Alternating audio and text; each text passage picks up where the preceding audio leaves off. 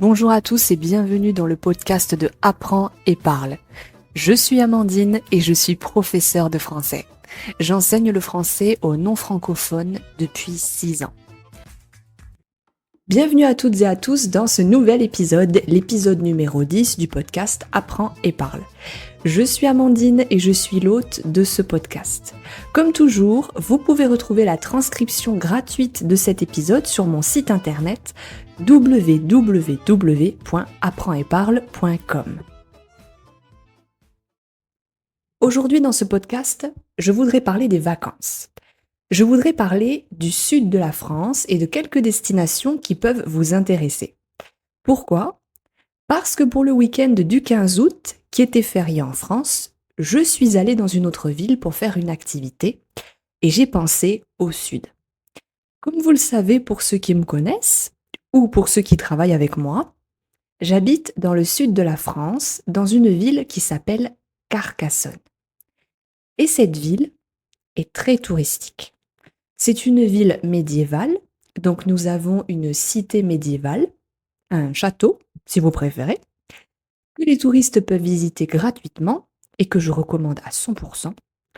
Et même si je sais que tout le monde aime Paris parce que c'est la référence française, dans le sud, je vous assure qu'il y a de superbes choses à découvrir ou à visiter. Donc, le week-end du 15 août, je suis allée, sous la canicule, par 40 degrés, dans une ville à environ 50 minutes de Carcassonne. Et quand j'ai vu le parking plein de touristes français et espagnols, j'ai pensé, je dois faire cet épisode. Je dois parler des endroits dans le sud. Alors, la première ville dont je peux parler, c'est Carcassonne. C'est une ville du sud de la France, située dans le département de l'Aude, en région Occitanie. Elle se trouve entre Toulouse et la mer Méditerranée, sur l'axe reliant l'Atlantique à la Méditerranée. La population en 2025 est d'environ 45 000 habitants, appelés les Carcassonnais et Carcassonnaises. Carcassonne est mondialement connue pour sa citadelle médiévale fortifiée. Là où moi je simplifie, j'appelle ça le château. Quand j'en parle avec mes élèves, par exemple, pendant les leçons, je dis le château. Parce que si on dit citadelle ou cité, parfois les gens confondent avec l'anglais city.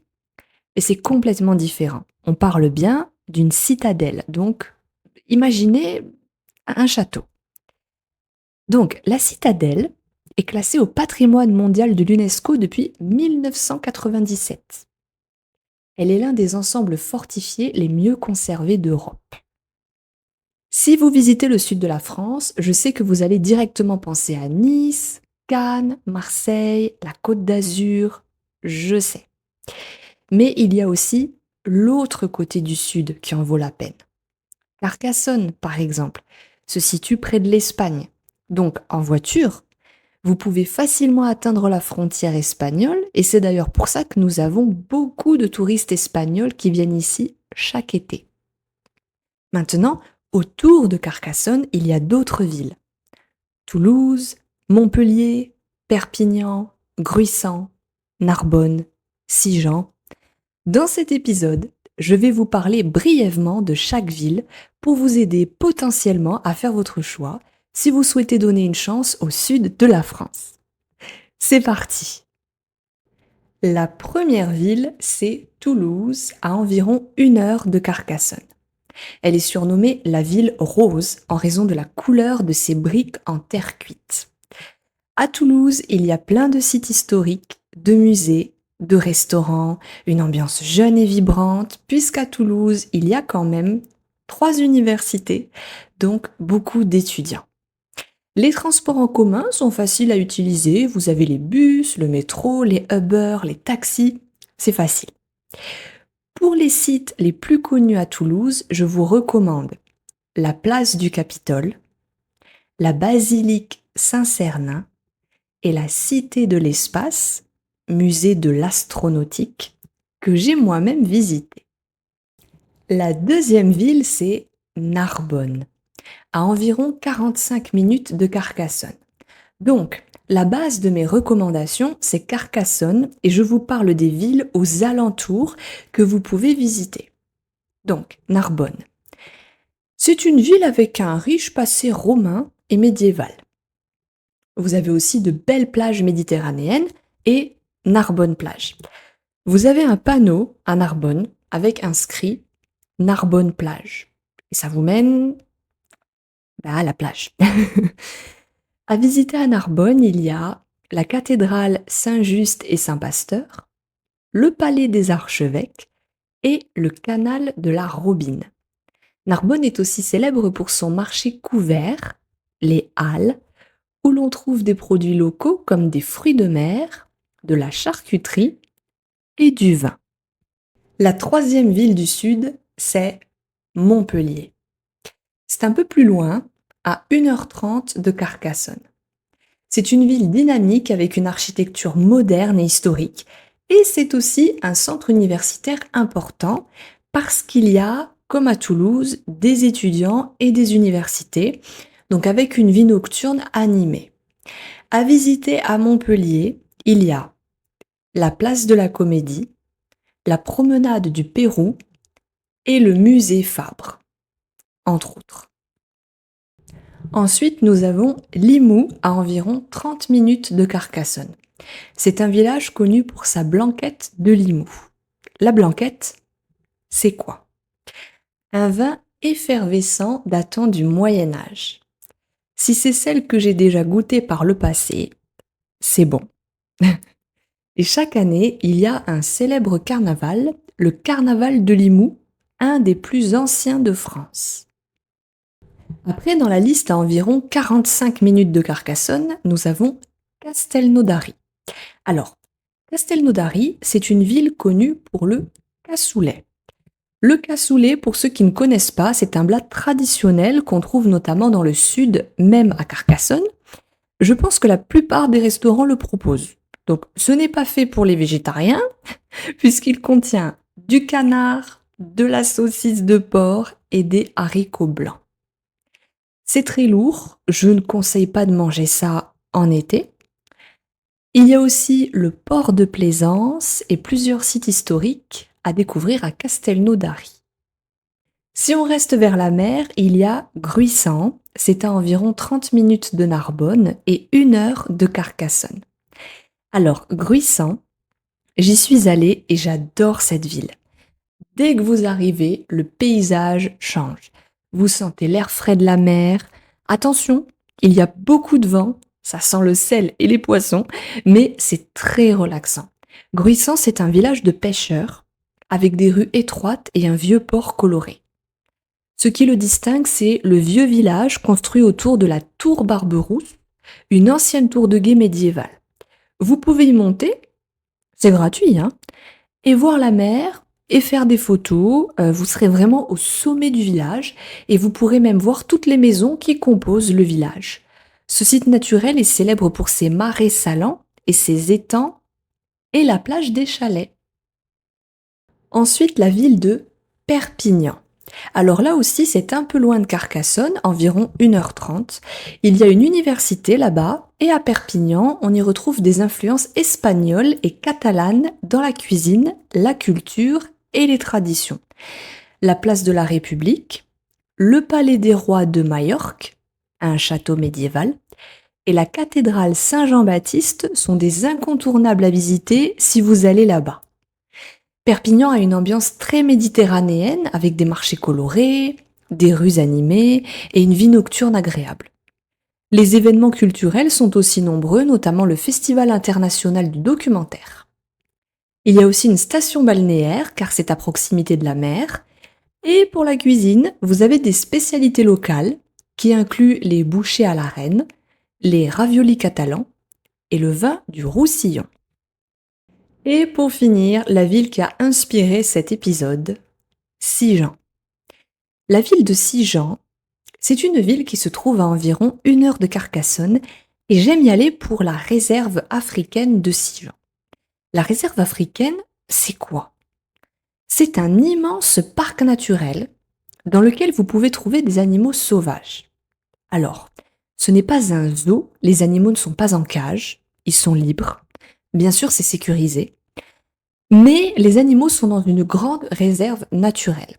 Alors d'abord, quand vous arrivez, vous restez dans la voiture et vous faites un petit tour dans le véhicule et vous passez au milieu des zèbres, des antilopes, des ours, des lions, des rhinocéros, etc.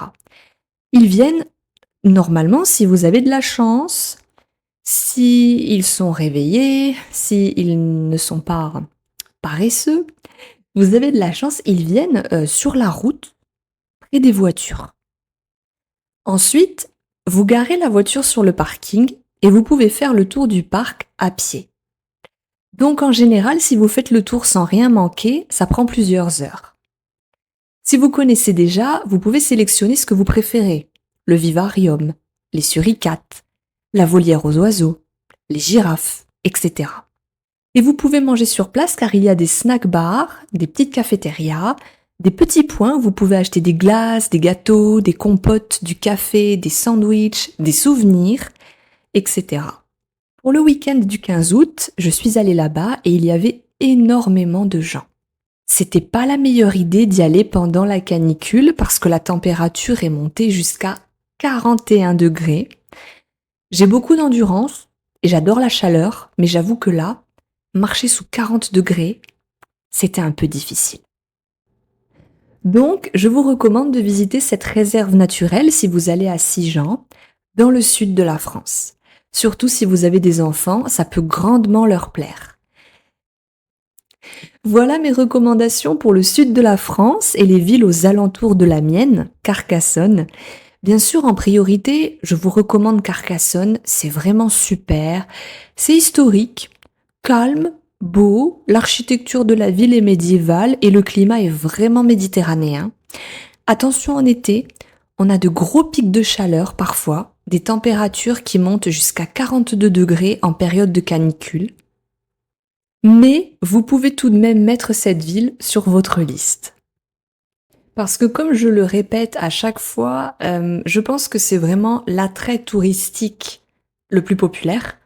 Mais en centre-ville, vous avez la cité médiévale, donc le château. Et en fait, l'entrée est complètement gratuite. Et ensuite, à l'intérieur, bien sûr, vous payez si vous achetez des souvenirs dans les boutiques, du savon, des gâteaux, des jouets pour les enfants, des figurines ou ce genre de choses.